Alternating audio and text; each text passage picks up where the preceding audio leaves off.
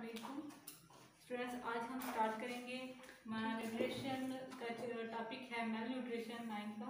इसको आपने देखना है कि इसमें मेल न्यूट्रिशन क्या चीज़ है। हमने लास्ट टाइम जो लेक्चर्स देखा था उसमें इसमें जो लास्ट टाइम हमने लेक्चर देखा था उसमें हमने कहा था कि मेजर कंपोनेंट हमने ह्यूमन न्यूट्रिशन के देखे थे कि मेजर कंपोनेंट कौन से होते हैं। वाटर और डाइटरी फाइबर हमने देखा था और देन हमने देखा था कि बैलेंस डाइट। आज हमने देखना है मेल न्यूट्रिशन।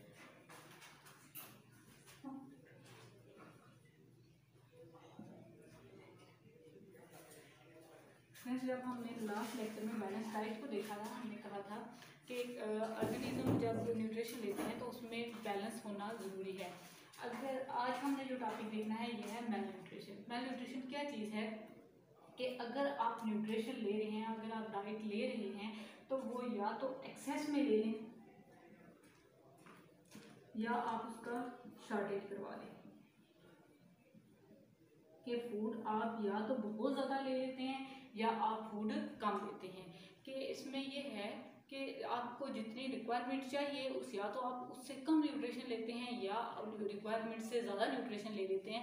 तो इसको आप कहते हैं ये क्या चीज़ है आपके पास मेल न्यूट्रिशन। मतलब आप चीज़ बैलेंस में नहीं ले रहे, आप अपनी डाइट बैलेंस नहीं रख ले, आप उसको या तो एक्सेस में ले रहे हैं, आप खाना ज़्यादा खा रहे हैं, या आप उसको कम रख रहे हैं कि आप खाना कम खा रहे हैं। तो ये चीज़ है, इसको आप कहते हैं मेल न्यूट्रिशन। अब अगर आप जो न्यूट्रिशन है वो अगर ज़्यादा ले रहे हैं, अगर आपकी डाइट आपकी रिक्वायरमेंट से ज़्यादा है तो इसको आप कहते हैं ये क्या है आपके पास। अगर फूड ओवर एक्सेस में जाती है तो इसको आप कहते हैं ये क्या है, ओवर न्यूट्रिशन।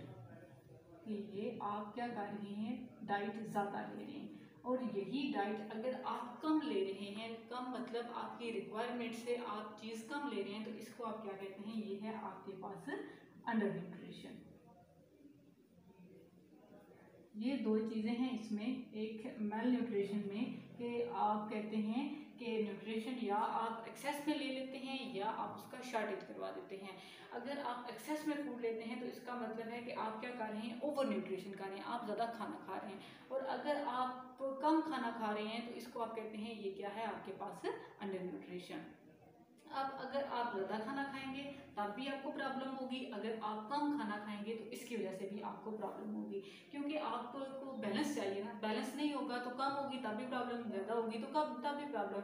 अब आपने यहाँ पे दो चीज़ें देखनी है कि आपको अगर ओवर न्यूट्रिशन है तो उसकी वजह से कौन से डिजीज़ होते हैं, अगर आपके पास अंडर न्यूट्रिशन है तो उसकी वजह से आपके अंदर कौन से डिजीज़ होते हैं। तो यहाँ पे आप सबसे पहले देखते हैं मेल न्यूट्रिशन की एग्जाम्पल्स कि मेल न्यूट्रिशन की वजह से कौन कौन से प्रॉब्लम होते हैं। इसमें हमारे पास जो एग्जांपल्स हैं मेल न्यूट्रिशन की, उसमें आ जाता है एक प्रोटीन एनर्जी मेल न्यूट्रिशन है, प्रोटीन एनर्जी मेल न्यूट्रिशन। और दूसरा आ जाता है आपके पास mineral deficiency nutrition, mineral deficiency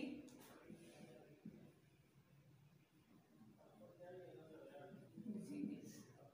ये दो तरह के आपने इसमें डिजीजेस पढ़ने हैं, एक energy protein energy malnutrition है, दूसरा है मिनरल डेफिशिएंसी डिजीज। इसको आप कह सकते हैं PEN, इसको आप कह सकते हैं NDT। अब सबसे पहले आप देखते हैं प्रोटीन एनर्जी मेल न्यूट्रिशन। इसमें क्या होता है प्रोटीन एनर्जी मेल न्यूट्रिशन में कि आपकी बॉडी को अगर प्रोटीन चाहिए, प्रोटीन बॉडी की रिक्वायरमेंट है, आपका मेजर कंपोनेंट है आपकी फूड की न्यूट्रिशन, आपकी न्यूट्रिशन में, तो आप बॉडी को प्रॉपर न्यूट्रिशन में प्रोटीन नहीं दे रहे। और अगर दे रहे हैं तो या तो आप न्यूट्रिशन में प्रोटीन नहीं दे रहे, या आपकी बॉडी के अंदर कोई डिजीज़ है जिसकी वजह से बॉडी के सेल्स के अंदर प्रॉपर प्रोटीन नहीं जा रही। इसकी वजह से जो डिजीज़ होता है उसको आप कहते हैं प्रोटीन एनर्जी मेल न्यूट्रिशन। कि आपकी बॉडी के अंदर प्रोटीन जो है वो अच्छे तरीके से नहीं जा रही, या जितनी आपकी रिक्वायरमेंट है उस हिसाब से आपकी बॉडी के अंदर प्रोटीन नहीं जा रही। तो इसका मतलब है कि आपकी बॉडी के अंदर दो तरह के इसकी वजह से डिजीज़ होंगे। सबसे पहले हम देखते हैं प्रोटीन एनर्जी मेल न्यूट्रिशन की वजह से जो डिजीज़ होते हैं वो कौन कौन से हैं। प्रोटीन एनर्जी मेल न्यूट्रिशन की वजह से आपके पास दो डिजीजेज होते हैं, एक को आप कहते हैं क्वाशकर,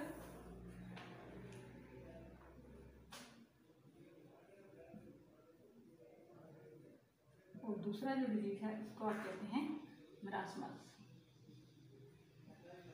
ये दो डिजीज़ होते हैं में आप कहते हैं प्रोटीन एनर्जी मेल न्यूट्रिशन की वजह से जो दो डिजीज़ हैं, एक है क्वाशकर और दूसरा है आपके पास मरासमस। सबसे पहले आप देखते हैं क्वाशकर का डिजीज़ है। ये जो डिजीज़ है ये होता है बच्चों के अंदर, चिल्ड्रंस के अंदर होता है। और ये किस वजह से होता है कि आपके बच्चों के अंदर क्या हो कि आप सबसे पहले देखते हैं कि ये होता किधर है, चिल्ड्रन में।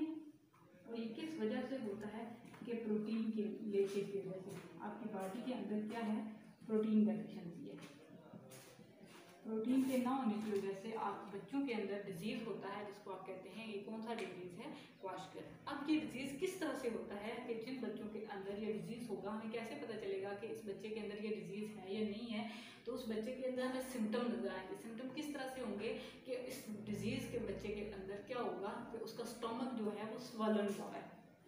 क्या होगा, स्टमक स्वलन, कि उसका मैदा क्या होगा, वो उभरा हुआ होगा, वो बड़ा सा होगा, स्वलन हुआ होगा। इसकी वजह से क्या होगा कि हमें पता चल जाएगा कि इस बच्चे को कौन सा प्रॉब्लम है, क्वाशकर प्रॉब्लम है। इसमें क्या होगा कि बाकी जो उस बच्चे की बॉडी है वो बिल्कुल थिन सी होगी, बिल्कुल पतली सी होगी, वो बिल्कुल कमज़ोर सा बच्चा होगा, लेकिन उसका पेट बहुत बड़ा होगा।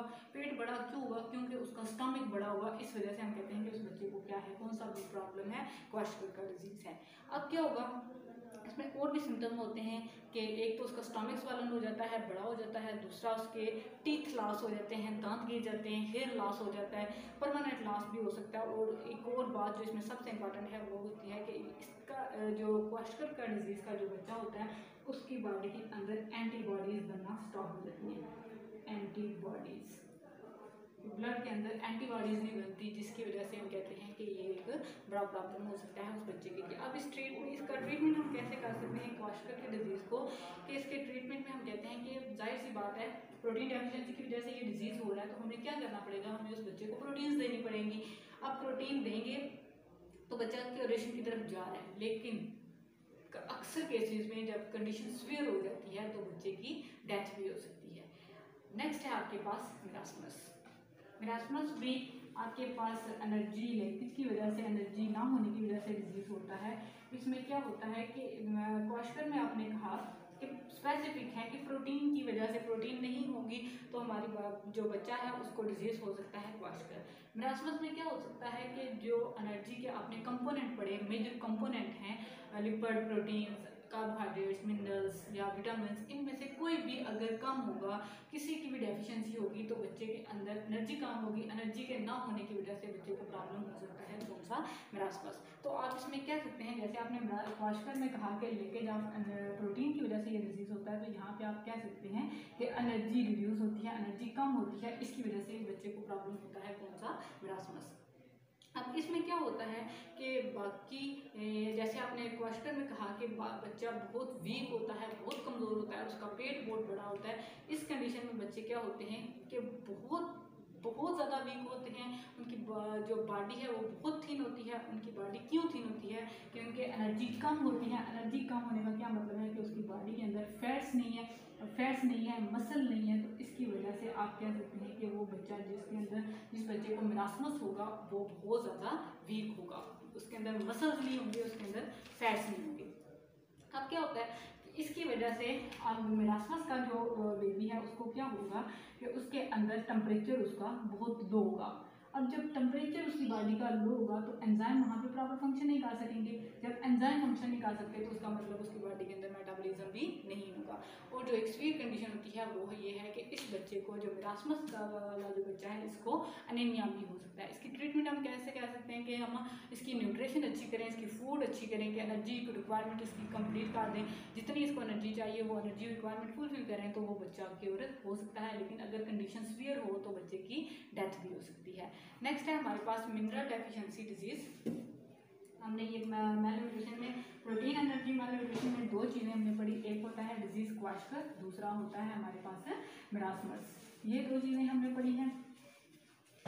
इसमें क्या होता है कि अगर आप इसमें सर्वे करें मेल न्यूट्रिशन में, अगर हम चेक करें कि इसमें मेल न्यूट्रिशन की वजह से कोई प्रॉब्लम होता है या नहीं होता, तो अगर आप चेक करें ना 2012-14 का न्यूट्रिशन एस्टीमेट, तो हमें पता चल जाएगा कि इसमें अगर हमारे पास पॉपुलेशन हो 7.3 बिलियन हमारे पास पॉपुलेशन है वर्ल्ड पॉपुलेशन, तो इसमें हमारे पास 805 मिलियन पीपल जो हैं वो अंडर न्यूट्रिशन की वजह से जिनकी डेथ हो रही है, जो सफ़र कर रहे हैं अंडर न्यूट्रिशन। को कितने आ जाते हैं 7.3 बिलियन लोग हों, तो उनमें से 805 मिलियन लोग जो हैं वो अंडर न्यूट्रिशन की वजह से इफेक्टेड हैं, क्योंकि जो डेवलपिंग कंट्रीज़ हैं उनके अंदर इतने वसाइल नहीं हैं कि वो लोगों की जो खुराक की जो रिक्वायरमेंट है उसको पूरा कर सकें। बहुत से जो मालिक हैं वो बहुत ज़्यादा गरीब हैं, उनके अंदर हम देखें कि गुर्बत की वजह से लोग अपनी फूड की जो रिक्वायरमेंट्स हैं उनको पूरा नहीं कर पा रहे। देखें बच्चों, जो लोग अक्सर हम देखते हैं कि कुछ लोग ऐसे हैं जो 3 वक्त का खाना नहीं खा सकते, उनके पास इतने वसाइल नहीं है कि वो अच्छे तरीके से अपनी रिक्वायरमेंट्स को पूरा कर सकें। तो ऑब्वियसली उन बच्चों के अंदर क्या होता है कि उनके अंदर न्यूट्रिशन डेफिशिएंसी होती है, एनर्जी कम होती है। अगर 3 वक्त का खाना वो नहीं खाते, वो 1 वक्त का खाना खाते हैं 3 वक्त के बजाय, तो उनके अंदर न्यूट्रिशन की डेफिशिएंसी होगी ना। जब न्यूट्रिशन की डेफिशिएंसी होगी, उनके अंदर प्रॉपर डाइट हम नहीं दे पा रहे, तो वो बच्चे फिर बीमारियों का शिकार ज़रूर होते हैं। आपने अक्सर टीवी में भी देखा होगा, प्रोग्राम चलते हैं, आपने देखा होगा कि बहुत से बच्चे भूख की वजह से मर जाते हैं। बहुत से बच्चे ऐसे सड़कों पे आपको नज़र आते हैं जो क्या है बहुत कमज़ोर होते हैं, बहुत वीक होते हैं। क्यों वीक हैं? क्योंकि उनको उनकी डाइट प्रॉपर तरीके से नहीं मिल रही। जब डाइट प्रॉपर नहीं होगी, आप खाना अच्छे तरीके से नहीं खाएंगे, न्यूट्रिशन नहीं लेंगे, आपकी एनर्जी की रिक्वायरमेंट्स को कंप्लीट नहीं करेंगे, तो बच्चों आप कमज़ोर होंगे, आपको बीमारियाँ लगेंगी। वो बीमारियाँ कौन सी हो सकती हैं? वो क्वाशकर जैसी बीमारियाँ हो सकती हैं और आपको मेरास्मस जैसी बीमारियाँ हो सकती हैं। नेक्स्ट आप देखेंगे mineral deficiency disease. Mineral deficiency disease के नेक्स्ट पॉइंट है इसमें मिनरल डेफिशिएंसी डिजीज़। जो पीछे आपने देखा प्रोटीन की वजह से जो डिजीज़ होते हैं, अब हम देखेंगे मिनरल डेफिशिएंसी डिजीज़ के मिनरल्स की वजह से कौन कौन से प्रॉब्लम हो सकते हैं।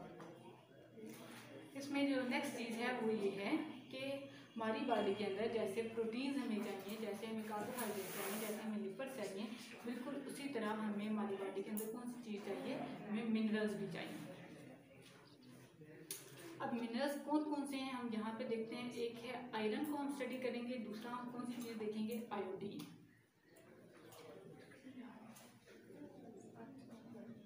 ये आयरन और आयोडीन आपके पास क्या चीज़ें हैं, ये आपके पास मिनरल्स हैं। अब इनके बारे में हम देखते हैं कि हमारी बॉडी के अंदर अगर आयरन डेफिशिएंसी हो जाए या आयोडीन डेफिशिएंसी हो जाए तो हमारी बॉडी के अंदर कौन कौन से प्रॉब्लम हो सकती हैं। सबसे पहले हम देखते हैं आयरन को। आयरन को स्टूडेंट हमने जब लास्ट लेक्चर देखा था उसमें भी हमने कहा था कि आयरन की वजह से अगर कोई प्रॉब्लम हो, आयरन हमारी बॉडी में ना हो, तो उसकी वजह से कौन कौन से डिजीजेस होंगी। तो हमने लास्ट लेक्चर में ये देखा था कि आयरन जो है वो स्पेसिफिक पार्ट है, वो इम्पोर्टेंट पार्ट है हीमोग्लोबिन का। इसमें आपने कहा था कि आयरन पार्ट है किस चीज़ का, हीमोग्लोबिन का। और हीमोग्लोबिन आपने कहा था कि ये एक इम्पॉर्टेंट प्रोटीन है जो क्या करती है, जो ऑक्सीजन को ट्रांसपोर्ट करती है ब्लड के अंदर। अब क्या होता है कि अगर हमारी बॉडी के अंदर आयरन डेफिशिएंसी हो जाए, तो आयरन डेफिशिएंसी की वजह से क्या होगा, हमारी बॉडी के अंदर जो हमारे अगर आयरन की डेफिशिएंसी है तो प्रॉपर तरीके से इंटेस्टाइन के अंदर हम एब्जॉर्प्शन नहीं करवा सकते आयरन की। तो उसकी वजह से क्या होगा, आयरन हीमोग्लोबिन तक नहीं पहुंचेगा। जब हीमोग्लोबिन तक नहीं पहुंचेगा तो मतलब रेड ब्लड सेल्स की डेफिशिएंसी होगी। जब रेड ब्लड सेल्स की डेफिशिएंसी होगी तो यहाँ पे एक प्रॉब्लम होगा जिसको आप क्या कहते हैं, एनीमिया। तो मतलब अगर मिनरल्स में आपके पास आयरन नहीं होगा तो आयरन की वजह से आपको ब्लड का एक डिजीज़ हो सकता है जिसको आप क्या कहते हैं, एनीमिया। एनीमिया की वजह से क्या होता है, बहुत ज़्यादा वीकनेस होती है, रेड ब्लड सेल्स की डेफिशिएंसी हो जाती है। इसमें सिम्टम्स क्या हैं कि फटीग होता है, वीकनेस होता है, और अगर ज़्यादा अरसे तक आपको एनीमिया रहे तो उसकी वजह से क्या होता है, हेयर लॉस होना शुरू हो जाता है या नेल लॉस भी हो सकता है। आयरन आपको कहाँ से मिल सकता है कि जो अगर आप बच्चों में देखें तो जो मदर्स मिल्क है वो बेस्ट वे है कि आपको आप वहाँ से आयरन ले सकते हैं। नेक्स्ट है आपके पास आयोडीन। आयोडीन डेफिशिएंसी में अगर आप देखें तो अगर आपकी बॉडी में आयोडीन कम हो, आयोडीन भी आपके पास क्या चीज़ है, एक मिनरल एलिमेंट है, अगर इसकी डेफिशिएंसी हो तो आपको एक प्रॉब्लम होता है जिसको आप कहते हैं गॉइटर। ये किस तरह का डिजीज़ है कि आपकी बॉडी के अंदर फर्ज करते हैं कि आयोडीन कहाँ से मिलेगा आपको, कि आप अपनी फसलें वगैरह लगाते हैं, आप कोई ऐसी सॉइल ले रहे हैं जहाँ पे आपने फसल लगानी है, तो वहाँ पे क्या होगा, अगर उस सॉइल के अंदर आयरन डेफिशिएंसी है, उस आयरन सॉइल के अंदर आयरन कम है, तो मतलब जो आप क्रॉप लेंगे उसके अंदर आयोडीन डेफिशिएंसी होगी, आयोडीन कम होगी। आप जब वो चीज़ खाएंगे तो मतलब आपकी बॉडी के अंदर क्या होगा, आयोडीन डेफिशिएंसी होगी। आयोडीन डेफिशिएंसी की वजह से क्या होता है कि आपके नेक के अंदर, आपकी गर्दन के अंदर एक ग्लैंड होता है जिसको आप कहते हैं, कौन सा ग्लैंड है ये, थायराइड ग्लैंड।